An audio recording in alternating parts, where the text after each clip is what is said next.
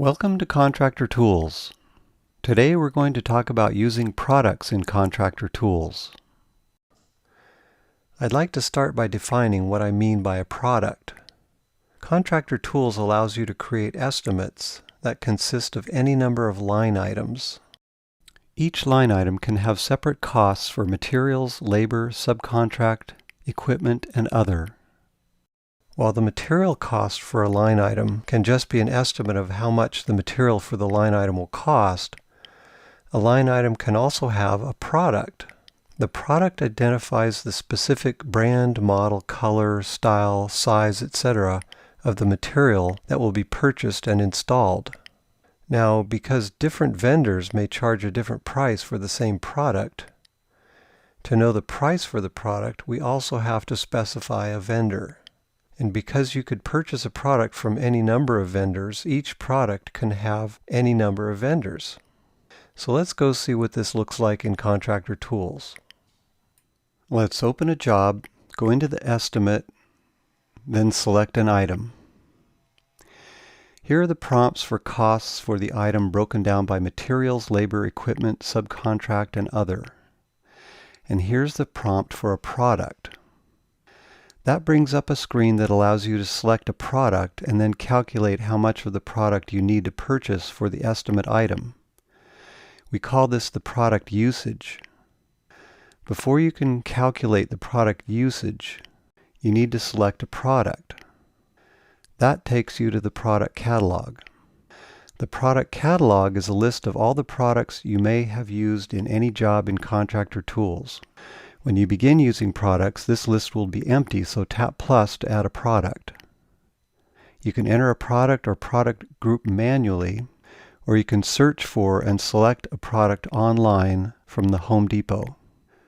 The first time the screen appears, it will prompt you to select the Home Depot store you want to search. Once you select a store, that will be your default store. And this Search Home Depot product screen will show you that you're searching that store.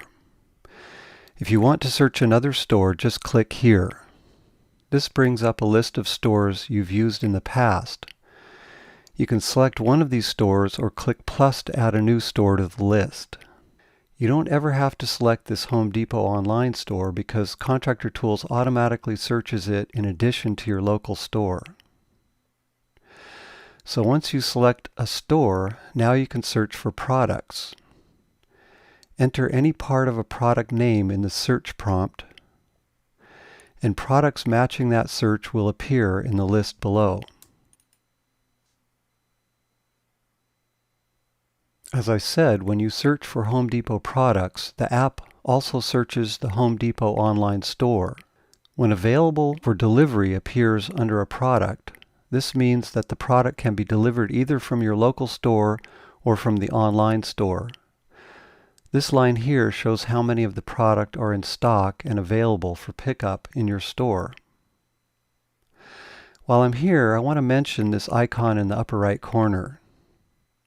If you tap on it, it opens the camera on your device and allows you to scan a product barcode in any real-life Home Depot store. This means you can add products to your Contractor Tools product catalog by walking into any Home Depot store and scanning the barcodes on any product. Pretty cool, huh? So when you've found the product you want, click on it and then click Add. That will pull the product into your product catalog. While you're here, you might want to enter information that will allow Contractor Tools to calculate the amount of the product you will need to purchase in a job. The purchase unit is the unit you purchase the product in. For example, in the case of drywall, you'll probably estimate the drywall area in square feet, but you purchase drywall by the sheet. The product usage screen, which we'll get back to in a minute, is where you enter the conversion factor to convert estimate units into purchase units. The waste factor is the percent of extra material you need to purchase to cover waste in installing the material. For example, when you're installing drywall, you always need to purchase more than the square footage of the area being covered, so add that here. The round up to is used to indicate what the nearest whole purchased unit is. In the case of drywall, it would be 1. Now you may be wondering where you enter a price for the product. Since different vendors could have a different price for the same product, that means you have to enter the price separately for each vendor. So to do that, tap on Vendors. This screen lists all of the vendors and prices that have been entered for the product. When you pull a product from Home Depot, it automatically adds the Home Depot as a vendor and the Home Depot's price for that product. If you want to go with that vendor and price, you're good to go. If you want to add a price for a different vendor, click plus to select another vendor and enter their price. So now that we've selected a product and a vendor, a few more things about the product.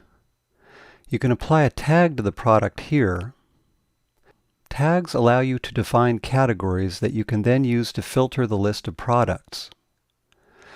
Private notes allow you to enter any notes about the product. Private notes are not displayed on any documents that customers or vendors will see. You'll notice that when you pull a product from the Home Depot, it automatically writes a link to the product in the private notes. So once we've added a product to the product catalog and selected it, click Done. This takes us back to the product usage screen. You'll see that the product has been added here and the vendor here. So how does the product usage calculation work? Usage calculation converts the count of the units that you estimate into the units that you purchase the product in. It does this using a conversion factor we call usage rate. In the case of drywall, you estimate in square feet and purchase in sheets. So how do you convert square feet into sheets? Well, we know that a 4x8 sheet contains 32 square feet. So how do you enter that here? Well, you look at what it says either under usage rate or 1 over usage rate. Here it says each per square feet. That means how many sheets are in 1 square foot. We know there are 32 square feet in a sheet, so the number of sheets in a square foot must be some kind of fraction, and that's going to involve math, so skip that. Here it says square feet per each. Okay, we know there are 32 square feet per sheet, so that's easy to enter. And when we do, we see that it automatically calculates the fraction of a sheet that covers 1 square foot. Bingo! So after we enter the product usage rate, the program automatically calculates the quantity that needs to be purchased and the material cost for the estimate line item. All of that is summarized here. The product price is what each purchase unit costs. This is the number of those units that need to be purchased. This is the total cost for purchasing that number of units. This is the number of estimating units you entered on this item in the item information. By the way, you can change that in the item information screen. And this is the price per estimating unit. You'll notice that this price per estimating unit automatically gets plugged into your estimated material cost here in the item information. So you've seen how you can assign products to estimate line items as a way to pull prices from Home Depot or other products in your product catalog.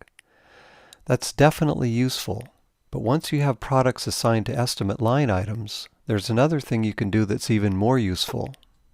You can generate purchase orders. A purchase order is a document you can send to your materials suppliers to order materials. This video is already pretty long, so rather than go into that now, I'm going to leave you hanging and ask you to go to the next video about generating purchase orders. Thank you for watching.